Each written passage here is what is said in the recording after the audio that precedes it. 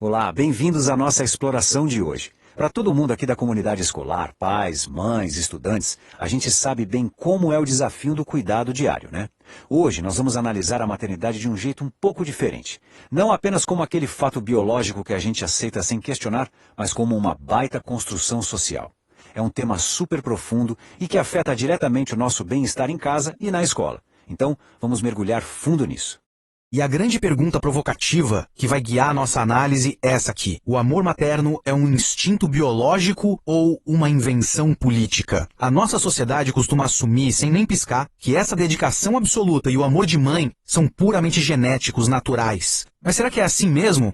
Ou será que existe uma engrenagem histórica gigante por trás de tudo isso? Para descobrir isso, o nosso roteiro de hoje é o seguinte. 1. O mito da mãe perfeita. 2. Antes e depois de Rousseau. 3. A criança como capital político. 4.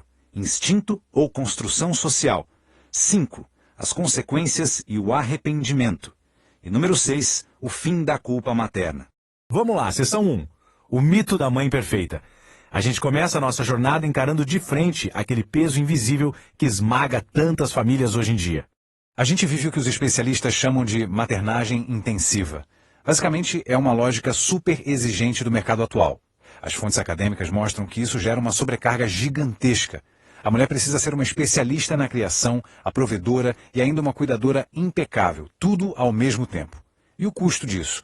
Um desgaste emocional, físico e até financeiro, que é um verdadeiro absurdo.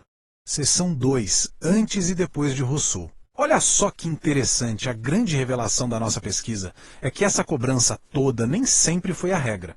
Vamos fazer uma pequena viagem no tempo. Antes do século XVIII, era super comum as mulheres com mais recursos entregarem seus bebês para amas de leite. Tinha ali uma certa distância, o foco estava muito mais na autonomia da mulher ou no trabalho da fazenda. Aí, de repente, virando para o século XVIII, o jogo muda completamente. O cuidado passa a ser visto como um dever moral e sagrado, prendendo a mulher exclusivamente ali no ambiente doméstico. E como é que isso aconteceu? O grande estopim foi em 1762, quando o filósofo Jean-Jacques Rousseau publicou o livro Emílio.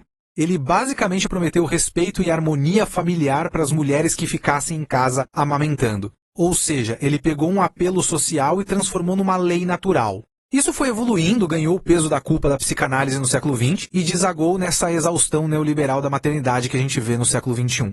Seção 3. A criança como capital político. Mas espera aí, por que o Estado quis mudar essa dinâmica de uma hora para outra?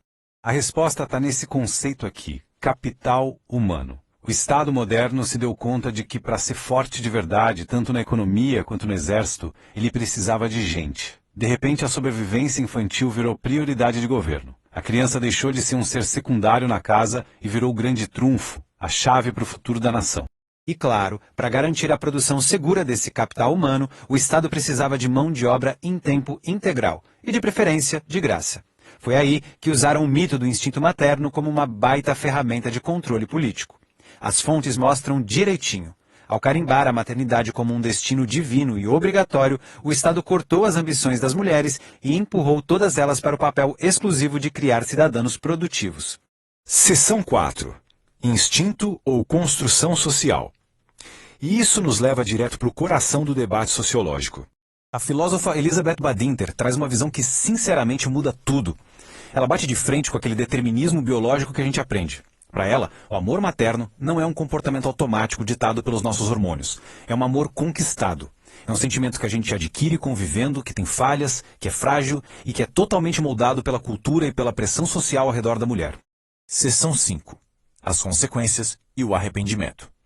Porque, vamos ser sinceros, ignorar que tudo isso é uma construção cobra um preço altíssimo hoje em dia. No nosso dia a dia, nas escolas, a gente vê o impacto disso de perto. Quando a sociedade diz que a maternidade é a única identidade feminina válida, as mães entram num estado de burnout total. É uma exaustão absoluta. E tem o lado dos filhos. Tratados historicamente como projetos de sucesso desse capital do Estado, as crianças acabam absorvendo toda a frustração de uma mulher que lá atrás foi forçada a anular os próprios sonhos. A documentação acadêmica mapeia exatamente isso. A gente vê nessa imagem as facetas invisíveis dessa renúncia, a perda de liberdade e aquela sensação sufocante de estar presa. O que a gente precisa entender é que esse esgotamento todo não é uma falha individual da mãe moderna, de jeito nenhum. É o resultado direto de um sistema opressor focado inteiramente nas necessidades da criança. E é aqui que os conceitos poderosos da socióloga Orna Donath entram para questionar um tabu gigante da nossa sociedade: o arrependimento materno. Quando a mulher é completamente engolida pela função de ser mãe, se arrepender não significa que ela não ame o filho. Na verdade, surge como uma resposta humana e extremamente válida a uma identidade limitante e a esse sacrifício permanente que a sociedade exige dela. Seção 6. O fim da culpa materna. Afinal, a gente precisa imaginar um ambiente mais equilibrado para quem cuida e para quem recebe o cuidado.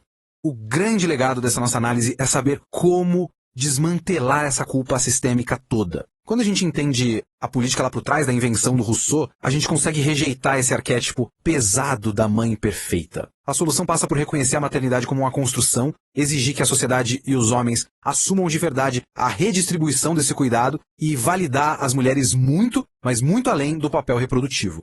E assim chegamos à nossa provocação final, que eu deixo para a gente pensar tanto em casa quanto no ambiente escolar. Já que a gente descobriu que o cuidado materno exclusivo foi na verdade fabricado por conveniências políticas do passado, como é que nós vamos reestruturar e dividir essa responsabilidade tão vital daqui para frente? Fica aí o pensamento. Foi incrível conduzir essa análise com todos vocês hoje. Até a próxima!